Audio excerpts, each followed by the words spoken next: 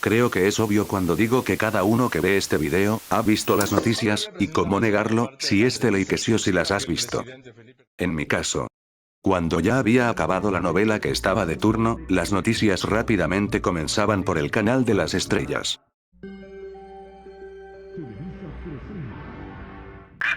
Ese era un indicador de que ya era tarde, y dentro de poco, tenía que ir a dormir, pero antes me ponía a ver las noticias junto con mi abuela y mi madre, aunque, por alguna razón, a esa edad de tan solo 9 años, me llamaba la atención ver las noticias. La curiosidad por saber qué estaba pasando ahí afuera me atrapaba, de alguna razón, me hacía estar consciente de que hay más personas ahí afuera, más vidas, más gente como yo, y pensar eso a esa edad, es completamente normal, ves el mundo con otros ojos, con otras intenciones, con otros motivos, ves de todo, menos, el infierno que a veces puede estar ahí afuera.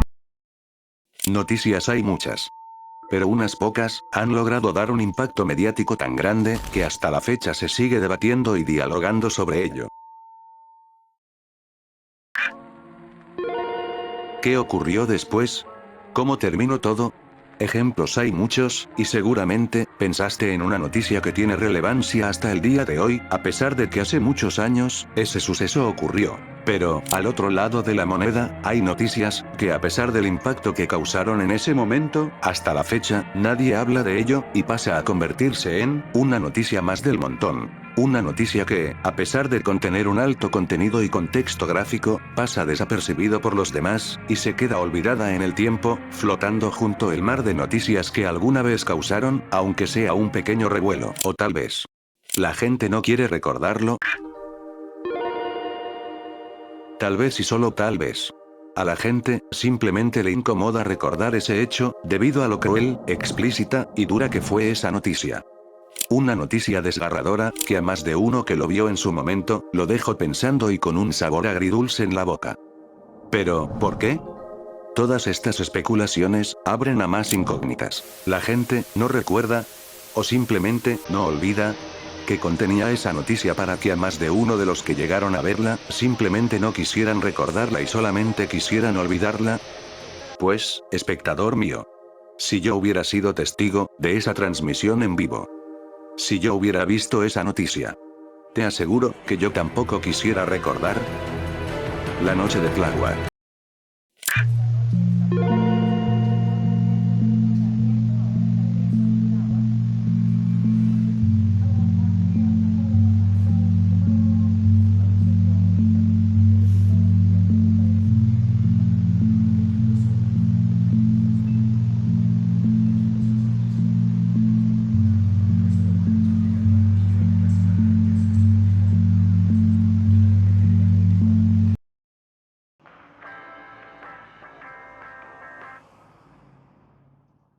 La inseguridad que se vive en México, siempre va a ser un tema de conversación muy hablado, y cómo no, si desde hace años, seguimos teniendo los mismos problemas de siempre. Aún me sorprende que a lo largo de mi vida, que he hablado con mucha gente mayor que yo, me dicen casi lo mismo. Antes, México era mejor. Y honestamente desconozco el por qué dicen eso. Con todo lo que ya mencioné, tal vez tengan sus motivos, razones para decirlo, pero no lo sé, siento que hay algo que se me hace raro en eso. Si bien, en la actualidad en la que vivimos, la violencia en nuestro país, solamente incrementa cada día más, por lo que, tal vez, y solo tal vez, les dé mi razón para decir que México antes era mejor, pero, en otros aspectos. Antes todo estaba más barato. Varios artistas estaban en su época dorada, y la música, se sentía con más alma, con más ganas. Teniendo a varios artistas y bandas en la mira del ojo público en ese momento. Y, sobre todo, las noticias, no tenían ningún descaro de poner filtros o censuras en las notas que proyectaban. Esa gente que dice que México era mucho mejor antes, es obvio que mienten, pero no lo hacen de mala gana. Lo hacen, porque tienen un recuerdo muy apreciado que quizás, vivieron en esa época, donde la inseguridad, estaba a flor de piel, como en la actualidad. Lo hacen para no manchar sus recuerdos con los sucesos que ocurrieron en esa época, para no autoatormentarse por lo que vieron o vivieron. Rechazan profundamente lo negativo que se retrata en todas partes, solo para quedarse con ese recuerdo feliz de su infancia, adultez o vejez. ¿Y saben? Lo comprendo perfectamente. Y eso es lo que me duele, ya que este caso no debería ser olvidado en vano. Fue una injusticia, una negligencia por parte de las autoridades, un linchamiento liderado por una persona que no les dio ni voz ni voto, donde el miedo y el enojo de una localidad entera se hizo presente, pero no de forma buena, donde el boca a boca terminó por desembocar un caso tan atroz como espeluznante.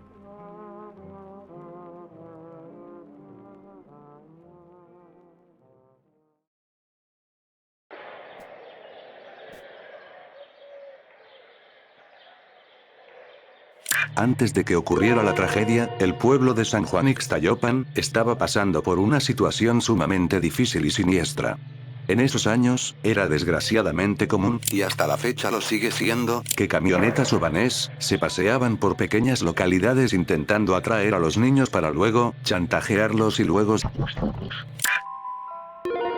digo en pequeñas localidades ya que, la seguridad tan inexistente que había, facilitaba a los secuestradores para poder seguir secuestrando, y lo hacían con niños, ya que, ellos eran más fáciles de persuadir, más fáciles de chantajear y más fáciles de manipular. Lamentablemente los niños cedían a lo que sea que estas personas les comentaban o les prometían, dejándose llevar por una promesa que estuvo vacía desde el inicio. Una promesa que lamentablemente les costó la vida.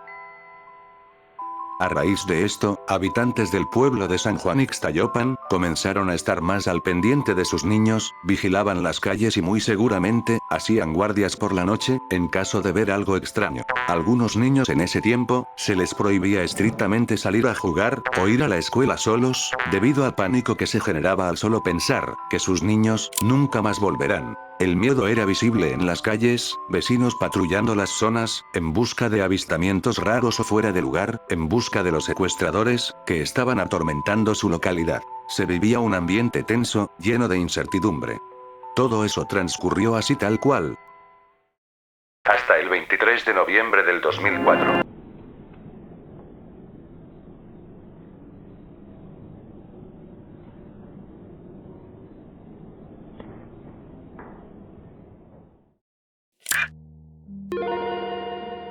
Dos semanas antes del día mencionado, oficiales de la PFP habían arribado a San Juan Ixtayopan, inspeccionando una casa, donde supuestamente vendían drogas. Vecinos de la localidad rápidamente los rodearon, preguntando quiénes eran y qué era lo que quería, a lo cual los oficiales se identificaron como policías federales, y que venían por motivos de trabajo. Para identificarse, el oficial llamado Jesús Berman Pulido, apodado como el Berman, proporcionó un número de teléfono para poder contactar a la institución donde trabajaban. Fue así que los habitantes se calmaron y los dejaron ir sin ningún problema. Pero, pasaron unos días, y según, a palabras de Edgar Moreno Nolasco, compañeros que eran parte del equipo de investigación, y que acudieron a la localidad de San Juan Ixtayopan, el número que proporcionó el oficial Berman, no coincidía con la institución donde trabajaban. Eso hizo que, en el pueblo, se indignara y la gente se quedara con dudas. Obviamente las alarmas en cada uno de los habitantes se encendieron. Si el número no coincidía con la dicha institución donde trabajaban, entonces, ¿quiénes eran esas personas? Esta célula de compañeros, la gente de aquí los abordó. Que en cuanto llegaron, la gente los abordó. ¿Y ustedes quiénes son? ¿Qué hacen aquí? Y al final no pasa nada. La gente los deja ir. Los deja ir. Se identifican como policías federales. Pero al parecer, lo que a mí me comentaron mis compañeros de los que abordaron aquí, que el que venía al mando de ese grupo ese día, les dio un teléfono que al parecer no coincidía con un teléfono oficial, un teléfono de la institución. Entonces yo supongo que por eso la gente se ha de haber molestado, que se les mintió, que realmente no eran policías federales. Pero sí eran. Sí eran. Ahora pasamos al 23 de noviembre del 2004, ese día los suboficiales identificados como Edgar Moreno Nolasco, Víctor Mireles Barrera y Cristóbal Bonilla Martín, fueron enviados a San Juan Ixtayopan a investigar una casa ubicada en la avenida Peña Alta, ya que, supuestamente esa casa estaba vinculada con... Era la misma casa que el oficial Berman junto con su equipo habían ido a investigar antes. A eso de las 6 de la tarde, los suboficiales llegan al lugar, pero, en propias palabras de Edgar, algo no estaba bien, no se sentía cómodo estando allí. Cuando llego a Tláhuac, había estado yo en lugares que se veían mucho más peligrosos que Tláhuac. Y en cuanto llego a Tláhuac, me empiezo a sentir nervioso. Empiezo así como que tornarme los dedos, como que... ¿Cuando te bajas o cuando entras en el coche? No, desde que llegamos en el coche, yo presentí algo raro. De hecho, le dije a mi compañero Cristóbal, le digo, ¿sabes qué? Algo de aquí no me agrada, algo de aquí no me late. Digo, no sé qué es, pero no me agrada. Digo, ya me quiero ir. Al momento de la inspección, Víctor Mireles fue el primero que bajó del auto con una cámara en mano, pues tenía que estar revisando si no pasaba nada raro o fuera de lugar. También, era para mandar evidencia de que se encontraban en el lugar, por lo que Víctor comenzó a tomar fotografías del lugar. Por el momento, no había nada raro, hasta que, su vista se posó en una señora, la cual, estaba saliendo de su susodicha casa que estaban vigilando. La señora llevaba una charola llena de lo que parecían ser sándwiches, por lo que, al momento en el que Víctor Mireles la vio, apuntó con su cámara y decidió tomarle unas fotografías.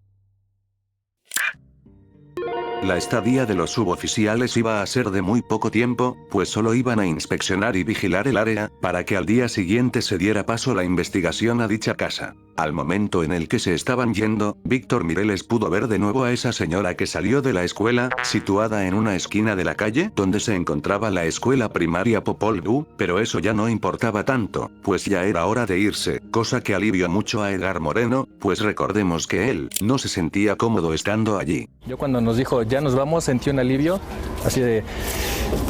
respiré y dije, ya nos vamos.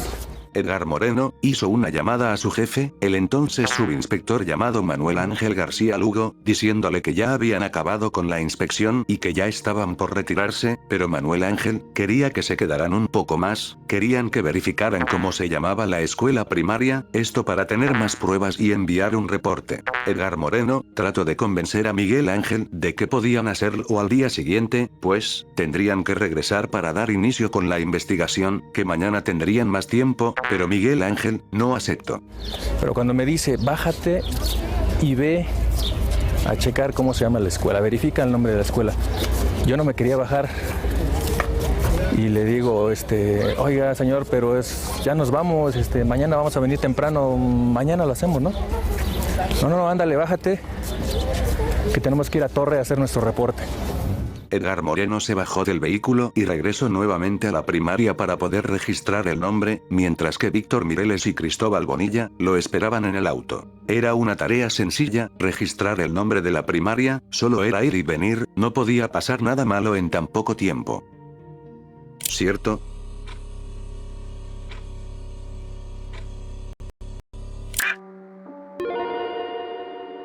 Edgar Moreno, al llegar a la esquina de la calle donde se situaba la primaria, fue abordado por padres de familia que justamente iban a recoger a sus hijos, eran pocos, pero, aún así, la gente estaba comenzando a llegar, pues desde que los suboficiales llegaron, la gente del pueblo comenzaba a sospechar y empezaron a estar más alerta. La gente que había abordado a Edgar Moreno, comenzó a preguntarle quién era y qué era lo que quería, ya que los lugareños no lo conocían. Edgar Moreno, guardando la calma, fue que solo respondió que estaba ahí porque iba a comprarse un jugo y nada más, pero la gente no estaba conforme con su respuesta, y siguieron hostigándolo para que dijera algo más. Mientras la gente rodeaba a Edgar Moreno, gente también se acercaba al auto donde estaban Víctor Mireles y Cristóbal Bonilla, supongo que, haciendo las mismas preguntas, digo que supongo, ya que no se sabe con exactitud si los abordaron para interrogarlos, o los lugareños fueron a atacarlos directamente. Estaba yo a punto de voltear, cuando siento que alguien me llega por la espalda, y me coge del pantalón y de la camisa, y me empieza a decir, a ver, y dice, ¿y tú quién eres? Y yo así, pues, en el momento en que yo iba a voltear, me agarran así del pantalón. Digo, ¿qué te pasa? ¿Qué te pasa? ¿Por qué? ¿Qué traes conmigo? Me dice, y ya con malas palabras, no te hagas pendejo, que ustedes son secuestradores. ¿Cuáles secuestradores? ¿De qué estás hablando? Y en eso venía, ya empezaba a llegar gente de padres de familia. Y entonces intento así como forcejear con él. Digo, ¿quién eres? No te conozco y no sé por qué me estás agrediendo. Empezaban a subir padres de familia y le dice a uno de ellos, dice, ¿tú tienes hijos aquí en esta escuela? Dice, sí, voy por ellos. Me dice, estos son los secuestradores. Entonces, ¿cómo que secuestrados? Sí, es que secuestraron a 2 niñas. La gente no hacía más que llegar y comenzar a rodear a Edgar Moreno, agrediéndolo con malas palabras, preguntándole sobre dónde estaban las niñas que supuestamente secuestró. Llegaron a tal punto que lo sometieron contra una pared, con la imposibilidad de voltear o poder decir algo. Fue aquí, donde todo fue de mal en peor, pues, Edgar Moreno relata que una persona llegó por detrás y comenzó a amarrarle las manos para que no se pudiera defender o hacer algo. Edgar Moreno, estando en esa situación, solo podía decir que no eran secuestradores, eran gente honesta, y que eran policías de la PFP, pero la gente no le hacía caso, y en lugar de eso, solamente lo amenazaban, y le preguntaban que dónde estaban las niñas que secuestró.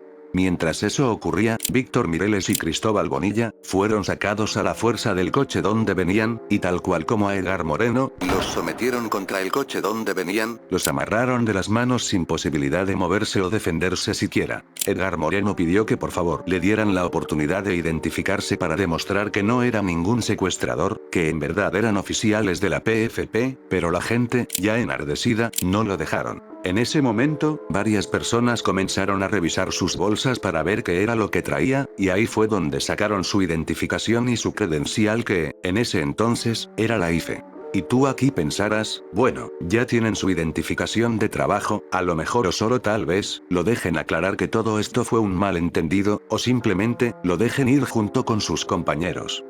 Y créanme que, preferiría decir que pasó eso, en vez de lo que viene a continuación. La gente ya teniendo su identificación, no hicieron nada, no preguntaron qué era esa credencial, simplemente siguieron sometiendo a Edgar y a sus demás compañeros, siguieron amedrentándolos hasta que finalmente, llegaron a los golpes. El primero en sufrir esto, fue Víctor Mireles, el cual ya se encontraba golpeado al momento que llevaron a Edgar Moreno con ellos. De aquí, las cosas solo van de mal en peor, tal cual como dice Edgar, ese fue el inicio del suplicio.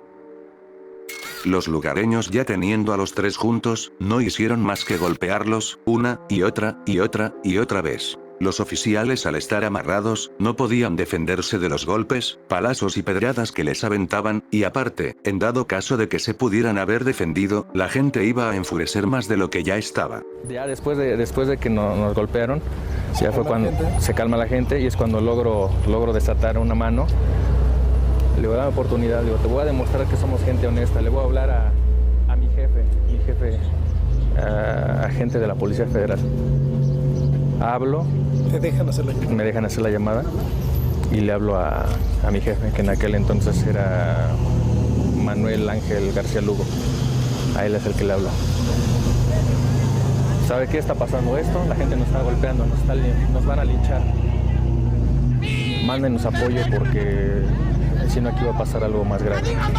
Mándenos apoyo por favor, mándenos gente, manden un oficio de comisión, porque bueno, la gente ya había sacado todas las pertenencias de nosotros, del vehículo, la cámara fotográfica, las libretas, el portafolio, todo lo que traíamos, las pistolas, se las habían quitado ya a Víctor y a Cristóbal. Y le está pasando esto y mándenos gente por favor, porque si no aquí nos van a linchar. Solamente me dice, no te preocupes, vamos para allá. Yo hice 3 llamadas en total. Y una de esas llamadas es ¿Esa fue la primera? ¿La segunda? La segunda igual nos vuelven a golpear y le hablo a otra compañera. ¿Sabes qué? Háblale al jefe, está pasando esto, la gente nos está golpeando. Y ya la tercera llamada es la que ya sale en medios de comunicación. ¡Media hora máximo! Habla con tu jefe, decías de la Policía Federal. ¡Ya! Nos están golpeando, señor, porque la gente de aquí se empezó a decir que supuestamente veníamos para llevarnos unas niñas y todo, pero no, ya les dijimos que venimos a lo del narcomenudeo, pero no nos quieren creer. Estamos investigando narcomenudeo. Es que creo que ya la regamos. Es el mío, señor. Edgar Moreno. Para ese momento, patrullas de la Policía Judicial ya habían arribado al lugar para acordonar el área y que nadie más pasara, pero, ¿de qué sirvió eso? Los policías no hicieron nada. Absolutamente nada. Solo miraban cómo golpeaban a sus compañeros, no hacían ningún esfuerzo por detener a la gente, nada. Prácticamente, los dejaron a su suerte. Para esto, las televisoras de Televisa y TV Azteca abordaron al lugar ya que recibieron cientos de llamadas sobre lo que estaba sucediendo. Reporteros de ambas cadenas se metieron entre la multitud enardecida, tratando de sacar más información sobre el por qué sucedía esto, aunque, si somos honestos, lo hacían para generar más morbo.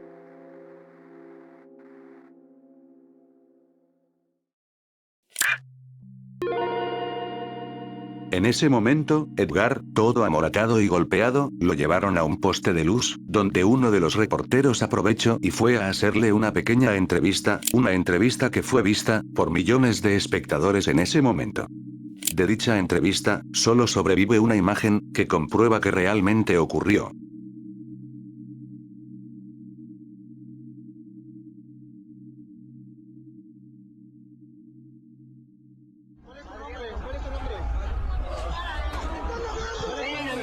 Estamos cooperando. Edgar Moreno. Somos de la PFP, estamos investigando narcomenudeo, somos de inteligencia de terrorismo de PFP. Nos indican que ustedes se abordaron en un taxi a 2 niños con una persona. No hay nada de eso, es mentira. O sea, no sé si las señoras o no están inventando cosas. Nosotros nos identificamos desde el principio.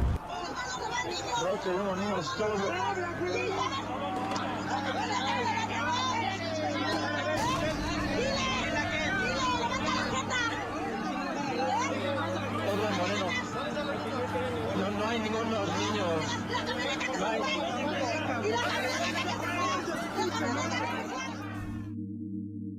Por imágenes que se lograron rescatar de la transmisión, también lograron entrevistar a Víctor Mireles Barrera, pero, obvio, dicho fragmento está perdido. Esto lo sé debido a que, mientras investigaba, me topé con una imagen que nunca había visto antes. La imagen es explícita, pues muestra a Víctor de la nariz y boca, mientras tiene un micrófono frente suyo. Es una imagen que me genera repelús, pues se ve como Víctor está agonizando frente a las cámaras. Obviamente, la imagen estará censurada. La gente no hacía más que enfurecer, unos decían que les aventaran piedras, otros, ya explícitamente decían que los jalaran de los para que sufrieran, como el propio Edgar lo relata, todo lo que vivió él junto con sus compañeros, fue tortura física, como psicológica. Me acuerdo que estábamos en el piso los tres, estaba Víctor, Mireles, después seguía yo y después Cristóbal. Me acuerdo que jalan a Cristóbal y la gente, ya estamos hasta la madre de gente como ustedes, y lo empezaron a golpear.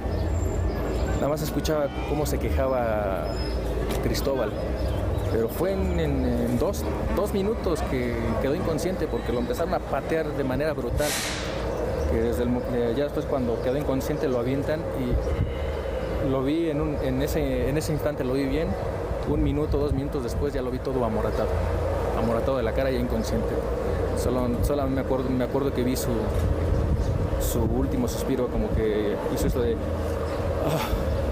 y ya no se movió. Más o menos por aquí con Víctor Mireles, los dos estábamos en el piso. Yo me acuerdo que nos dimos la mano, los dos estábamos en el piso y ya no decíamos nada. Yo nada más lo veía a los ojos, como ya apretándonos fuerte la mano. Yo como queriéndole transmitir, resista, ya me dijeron que vienen por nosotros, nos van a sacar, pero yo sin decir nada, yo como que quería transmitirle eso. Y ya lo único que me dice, el Berman ya había quemado este asunto. El Berman es el apellido del compañero que detuvieron aquí 1 semana o 2 semanas antes. Los oficiales, al ser golpeados por primera vez, una patrulla arribó al lugar, donde del vehículo bajaron 2 oficiales y una mujer. Dicha mujer era Fátima Mena Ortega, jefa delegacional de Tláhuac. Ella junto con los oficiales, atravesaron la turba furiosa de los habitantes, para tratar de calmar la situación, pero digamos que, no funcionó y más aparte, gente comenzó a reprocharle y a criticarla. ¿Caso de nosotros como pueblo? ¿Por qué digo yo? ¿Por qué? Aquí ya está el rojo vivo esto. Es que ya estamos hartos. Ya estamos hartos. Por eso, si ustedes como pueblo no quieren, no los dejamos ir. Como se puede escuchar en el video, un locatario tiene razón en lo que dice.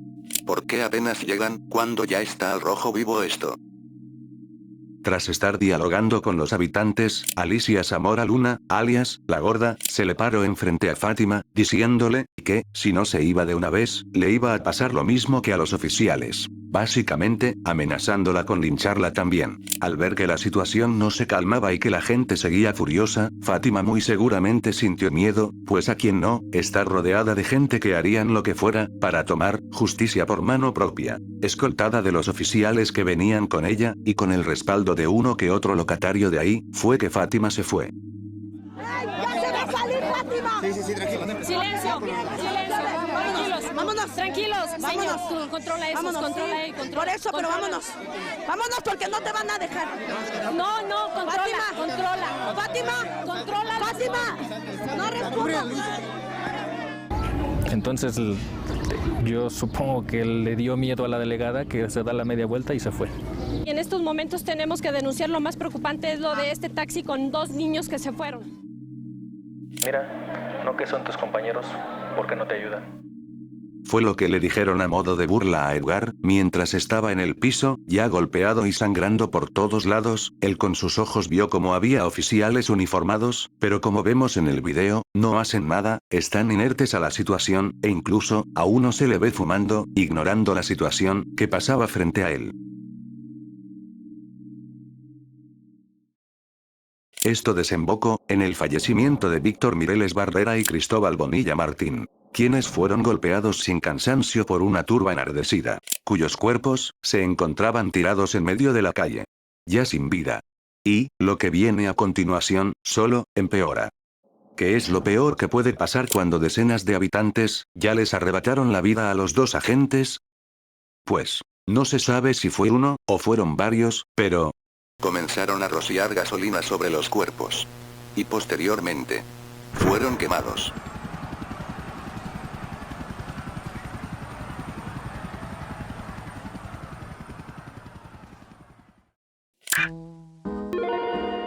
Recordemos también que esto fue transmitido en vivo, decenas, miles, millones de personas vieron el momento exacto en el que los cuerpos comenzaron a arder. Al momento en que los cuerpos fueron prendidos, obvio, y como era de esperarse de este caso, nadie hizo nada por detener ese incendio. Gente, reporteros, policías, periodistas e incluso niños, eran testigos de cómo los cuerpos de Víctor y Cristóbal sucumbían ante las llamas.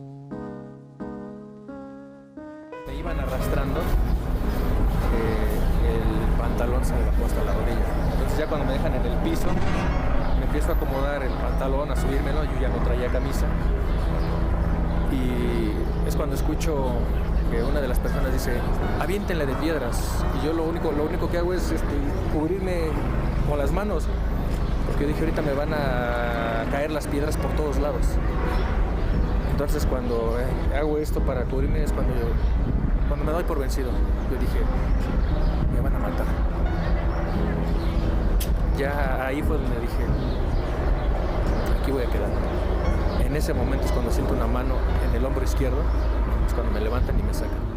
Afortunadamente para Edgar, antes de que lo acribillaran en el kiosco con piedras, fue sacado rápidamente de ahí por agentes judiciales, a la vez que habitantes los iban respaldando. En las imágenes se puede ver cómo lo iban cargando, iba todo amoratado, con heridas graves y con los ojos hinchados, se puede ver cómo está en un estado de inconsciencia, al borde de morir. Agentes rápidamente lo subieron a la ambulancia, donde fue trasladado al hospital de Exoco, donde por fortuna, sobrevivió.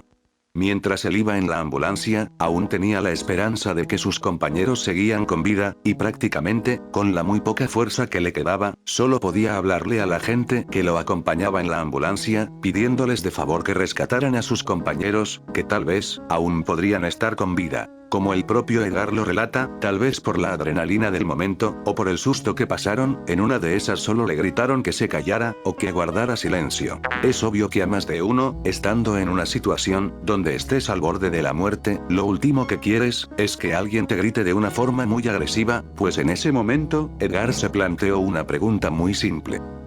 ¿Voy con los buenos? ¿O con los malos?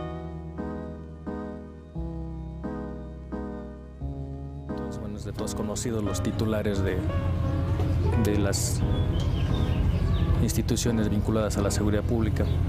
Y en pocas palabras, nos dejaron morir. Después de que el caso explotara, siendo anunciado en medios de comunicación, como la radio, periódicos y revistas, generando indignación y coraje en todos los que leían la nota, se dio a la tarea de realizar un operativo para detener a las personas involucradas en el linchamiento, y principalmente, detener a las personas responsables de ser los instigadores del linchamiento. Un operativo, el cual, si me lo preguntan, no resolvió nada. Es más, solamente, terminó por empeorarlo todo.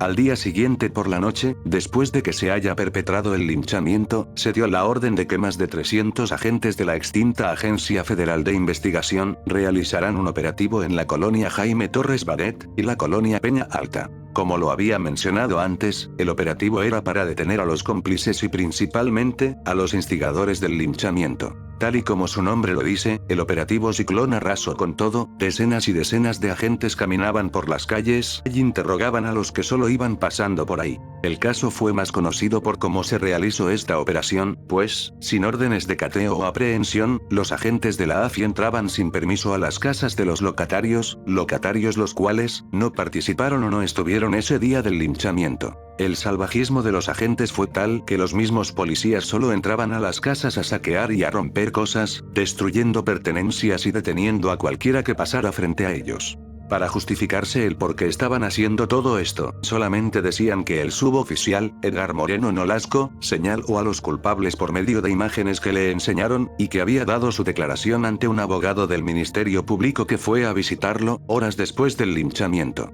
Pero, hay una pequeña inconsistencia aquí. Según Miguel Ángel Cuesta García, el abogado de 7 procesados, explicó que el Ministerio Público tomó la primera declaración del suboficial en el hospital de Xoco, horas después de la agresión y que, a pesar de su condición, Edgar compareció voluntariamente y narró cómo sucedieron los hechos y identificó a algunos de sus agresores. Esto, no tiene nada de raro, hasta que nos enteramos, que, sí, en efecto, el Ministerio Público fue con Edgar a tomar declaración, salvo que, en la primera toma de declaración, solo narra los hechos de lo ocurrido, a pesar de estar gravemente herido y desorientado. En la segunda toma, le muestran fotos de los supuestos sospechosos. Sospechosos, que ya habían detenido, sin ser reconocidos previamente por Edgar. Después tengo una segunda, me toman una segunda declaración, ya me muestran algunas fotografías sobre algunas personas detenidas. Yo empiezo a señalar de los que yo me acordaba en ese momento de quienes habían sido. Esa fue la última declaración. Al igual que una de varias inconsistencias sobre este operativo, fue que se basaron en las declaraciones de 2 menores de edad, Francisco Iván Gott y Daniel Ulloa. Dichos menores, supuestamente identificaron a los agresores, pero, hay un problema. Los menores se encontraban a más de 160 metros de donde ocurría el linchamiento, estaban en medio de la oscuridad. El testimonio de los menores Francisco Iván Gott y Daniel Ulloa fue usado para acusar a 29 personas del linchamiento en Tláhuac. Los jóvenes aseguran que no dieron ninguna declaración y dicen que fueron obligados a firmar un testimonio que no dieron y que tampoco leyeron. No fue culpa mía. La declaración que supuestamente dicen que yo di, nada más me la hicieron firmar, pero no la leí. La gente dice que nosotros nos acercamos voluntariamente para señalar a las personas, el cual no fue. Nos llevaron también como detenidos. ¿Pero por qué firmaron finalmente lo que ustedes no habían leído?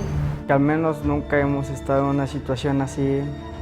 Sentimos nervios, estábamos tensos y por eso firmamos, pero nunca nos hicieron saber qué es lo que traía escrito. ¿Las personas que estaban ahí, los agentes, los obligaron a firmar esa declaración? No, a mí me dijeron nada más que firmara la declaración, el cual yo la quería leer, Me dijeron que la firmara rápido. Los menores, a base de amenazas, fueron obligados a firmar una declaración que ellos no dieron. Ante esa declaración falsa inventada por los mismos agentes de la AFI, se detuvieron 29 personas, y a otras 6, por mera y simple sospecha. El operativo terminó con 35 personas detenidas, las cuales, 4 de ellas estaban en calidad de solo ser testigos, a quienes se les acusó de cosas graves, como daños a propiedad ajena, daños a la nación, pandillerismo, tentativa de homicidio y guerrilla. Entre los detenidos, varios apelaban a que, en el día del linchamiento, no estaban en ese momento y que eran inocentes.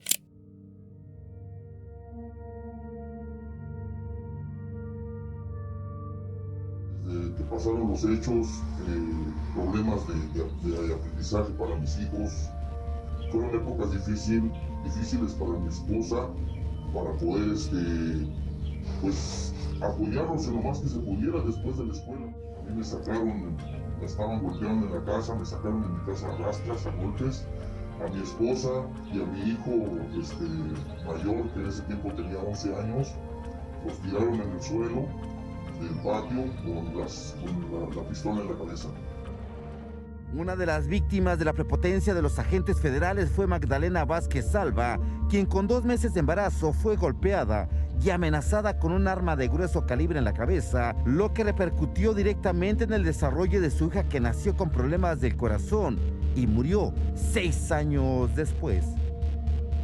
Magdalena Vázquez es esposa de Francisco Arenas, quien fue absuelto por la juez de la causa al no tener pruebas en su contra, porque en el momento de los hechos ellos se encontraban en un velorio en el centro de Tláhuac. No grites, ¿a qué te dedicas? Soy comerciante. ¿Comerciante de qué? De borrajes. ¿Tienes alguna identificación? Estuvo 1 año, 8 meses, pero no vienen con ningún documento, solamente vienen agresivos, vienen a ver quién la paga, no quién la hizo, no quién estuvo un día antes en todo lo que sucedió. Entre las detenciones arbitrarias, destacan la de Richardson Santos López. Venía de Estados Unidos el día del linchamiento y él lo meten el día 24. Él aterriza aquí el día 24 en la mañana, le hace su suegra una comida en Peñalta y lo agarra. Él presentó boletos y todo, que él no estaba el día 23 aquí. Se lo llevaron los AFIS el día 24. Y la de Adán Rafael Cayetano, quien radicaba en Toluca, y el 24 de noviembre acudió a la colonia Jaime Torres Bodet para trabajar como albañil. Por su parte, Martín Andrés García y Edgar Molotla murieron años después dentro del reclusorio norte, sin que los familiares conocieran las causas. Ya me presento yo al asiento y me dice el comandante que si sé a qué voy. Y le digo que sí, que voy a ampliar mi declaración. Si no, tienes orden de aprehensión, te vamos a trasladar para el reclusorio norte. De las 32 personas que aún están en prisión, al menos 3 hombres aseguran que no estuvieron presentes en el linchamiento y que su detención se hizo ilegalmente y con engaños. El único que me acusa es el policía. Si estaba inconsciente, ¿cómo es posible que me reconoce a través de las fotografías que nos tomaron allá en Camarones? Estaba sedado. Es un menor el que me acusa a mí, pero él, según lo golpearon, lo amenazaron más o menos para que me dijera, para que dijera que yo era. Cayetano Ulloa se entregó voluntariamente el 28 de marzo. Afirma que lo hizo para demostrar su inocencia y limpiar el nombre de su familia. Yo estoy en el poste agarrado de la mano, perdón que haga ya de manos, estoy yo agarrado de una mano y de otra mano estoy yo quitando a la gente, estoy quitando las manos a todos, ¿sí? Inclusive estoy a una persona de pelado militar, que le dicen el molinero, ese sí estaba pegándoles, le estaba pegando a los elementos, estaba gritándoles y no está aquí, el señor está prófugo.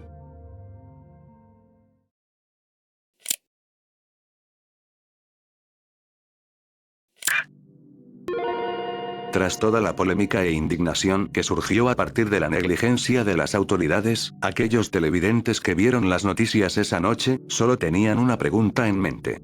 ¿Por qué no mandaron el apoyo suficiente? Según las autoridades de distintos niveles del gobierno, argumentaron que el rescate no fue posible debido a la distancia y dificultad para poder mandar la fuerza suficiente. Entonces, claro que sí actuamos y ahí están los resultados. La pregunta es, ¿pudimos haber hecho otra cosa? Y yo no creo que pudiéramos haber hecho otra cosa en ese momento, más rápida como transporte aéreo o alguna otra medida que nos pudiera haber dado un mejor resultado. Creo que hicimos lo que teníamos que hacer. Esto sería creíble, de no ser por algo que pasaron por desapercibido. Las ubicaciones de las estaciones. A 17 kilómetros de la colonia Jaime Torres Bodet, se encuentra el agrupamiento Fuerza de Tarea, apodados Los Zorros. El agrupamiento era un cuerpo de élite de la Secretaría de Seguridad Pública, especializado en negociación de rehenes y penetración para asalto y captura. La base de dicho agrupamiento no se encontraba lejos, pues el tiempo de traslado radicaba entre unos 50 a 40 minutos. Otra base que se encontró fue la Procuraduría de Justicia, que, en ese tiempo, se le llamaba Distrito Federal. Esta base se encontraba a tan solo unos 6.4 kilómetros del centro de Tláhuac, con un tiempo de traslado de tan solo 20 minutos. También, a solo 10 minutos, se encontraba el sector Tecomítl de la Secretaría de Seguridad Pública, con una distancia de tan solo 3.1 kilómetros. A 4.8 kilómetros, se encontraba el sector de Policía de Mixquic, que está a un tiempo estimado de 15 minutos. Y ya, por último, a tan solo 20 minutos, con una distancia de 7.4 kilómetros, se ubicaba la Secretaría de Seguridad Pública de Milpa Alta. También, otra de las razones por las cuales no mandaron apoyo, fue por una declaración de Ramón Martín Huerta, el entonces secretario federal de Seguridad Pública. No tengo ningún registro, no tengo ninguna llamada de la delegada, Fátima Mena, donde notifique esta preocupación, no tenemos la constancia de la actuación de la policía de Tláhuac, ahí tienen una corporación de 420 elementos. Este caso también está rodeado por la falta de interés de las autoridades por atender el caso, tal y como es el caso de la falta de comunicación entre las autoridades locales y federales. Gabriel Regino, entonces subsecretario de Seguridad Pública, acusó al ahora excomisionado de la PFP, José Luis Figueroa Cuevas, de minimizar el linchamiento, ya que aseguró que estaba al tanto de la situación, pero la Policía Federal Preventiva estaba más empeñada en justificar la presencia de los agentes encubiertos que en saber lo que realmente les estaba pasando. Al menos hubo castigo por parte de las autoridades, por la negligencia de los mismos. Pues, sí, lo hubo. Tras el linchamiento de los suboficiales, Jesús Berman Pulido, Edgar Odilon Lagunas Castañeda y Lorena Amanda Valencia Portillo, fueron cesados de su cargo, acusados de negligencia policíaca, al no informar a sus superiores sobre el incidente que tuvieron los suboficiales el 11 de noviembre. Esta información fue corroborada por el perredista, Julio César Moreno, quien en ese entonces era el presidente especial del caso Tláhuac de la Asamblea Legislativa. Da coraje ver cómo el suboficial Berman Pulido solicitó un amparo y protección de la justicia federal, pues él consideró que su cargo fue inhabilitado de forma injusta. El 25 de noviembre de ese mismo año, los suboficiales Víctor Mireles Barrera y Cristóbal Bonilla Martín fueron enterrados. El primero, en la Ciudad de México y el segundo en Santiago de Querétaro. Y le preguntaba a mi mamá igual qué me pasó. Me decía, a ver hijo, tú te tienes que acordar, dime qué te pasó. Y pues no, jamás lo recordé durante, no sé, tal vez un par de días. Y estando nuevamente con mi mamá le vuelvo a preguntar, ya dime, le digo, ¿qué me pasó? Y en ese momento, así, ¡pum!, me regresó a la película, toda la película de lo que nos había pasado. Le digo a mi mamá, ya me acordé qué me pasó. Me dice, ¿qué te pasa, hijo? Le digo, nos golpearon. Me dice, sí, hijo, los golpearon. Me pregunta, ¿y tus compañeros? Le digo, los mataron. Me dice, sí, hijo, los mataron.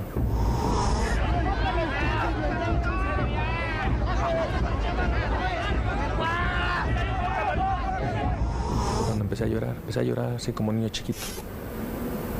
Y bueno, me sirvió mucho para desahogarme. Es la única vez que he llorado por esta situación.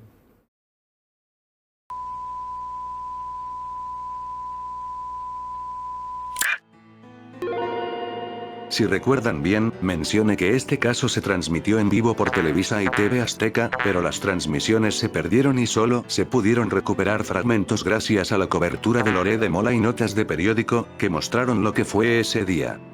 Nunca pensé que se llegaría a recuperar más material sobre este caso. Hasta el día de hoy. Hace unos días atrás, me topé con un video demasiado desapercibido a mi parecer, pues el video data del 23 de noviembre del 2025, subido por el canal llamado Retro Cintas 117. El video apenas cuenta con muy pocos likes, pero eso no es lo que importa en este caso, importa más el contenido de este. Es una cobertura semicompleta del caso. Aunque utiliza fragmentos de la cobertura que hizo Loré de Mola, hay metrajes que nunca había visto. Díganme si ustedes ya los habían visto en algún otro lado porque la verdad es que yo no. Un clip de audio que yo consideraba perdido, el cual era la entrevista que un reportero le hace a Edgar Moreno cuando ya estaba golpeado. ¿Cómo te llamas? Me llamo Edgar Moreno. Edgar Moreno. ¿De dónde eres? Trabajo para la PFP. Para la PFP. ¿En qué área de la PFP? Inteligencia, terrorismo. ¿Qué hacías aquí en el pueblo? Que te dé la calle donde están los niños. Que tiene el número en la calle donde están los demás niños. ¿Qué venías a hacer al pueblo? ¿A qué veniste al pueblo?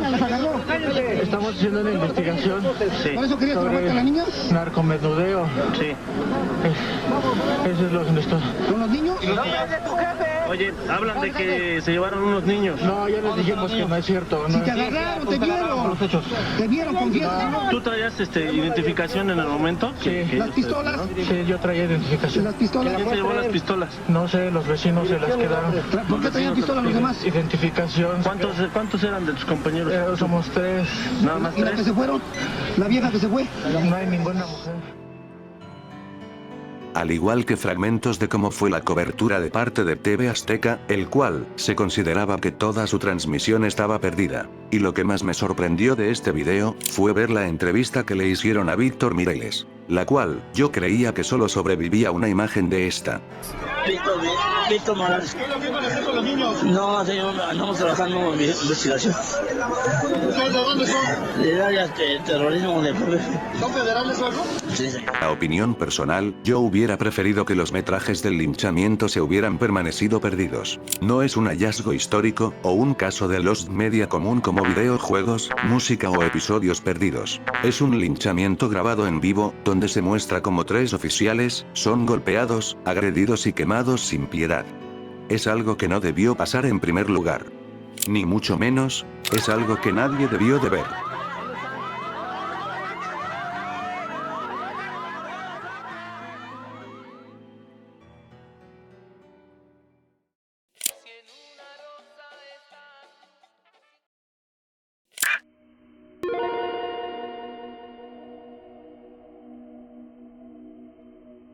Después de todo lo sucedido, se logró hallar a los culpables y responsables de ocasionar aquel linchamiento. 7 años después, la Policía Federal Preventiva detuvo a Alicia Zamora Luna, alias La Gorda, y a su pareja Eduardo Torres Montes, señalados como los autores intelectuales del linchamiento. ¿Recuerdan lo que relató Edgar en la entrevista que le hizo Loré de Mola? Uno de sus compañeros fotografió a una señora que salía de la casa donde supuestamente había venta de sustancias y narcomenudeo. Esa señora era la mismísima Alicia Zamora Luna. Al verse en peligro de que su casa había sido reportada, ella junto con su esposo, comenzaron a propagar el rumor de que, esos 3 hombres que venían a investigar, eran unos robachicos, que venían a secuestrar a los niños. Al ser una localidad pequeña, y como estaban con el miedo de los secuestros, el chisme se esparce como agua, lo que ocasionó ese fatídico suceso. La gente solo siguió ciegamente un rumor falso, sin fundamentos y sin pruebas. El miedo que se vivía en esa época los hizo actuar de esa forma, y esta mujer sabía muy bien que así sería. Lo peor es que funcionó, y se pudo lavar las manos sin recibir ningún cargo durante 7 años. A costa de cuidar que no fuera descubierta, se llevó la vida de 3 oficiales que solo hacían su trabajo. Pero ella tampoco fue la única culpable. La negligencia de los oficiales solo hizo más grande el problema, la falta de reacción y la falta de interés por salvar a sus compañeros, hacen que todo este caso sea horrible de ver y analizar.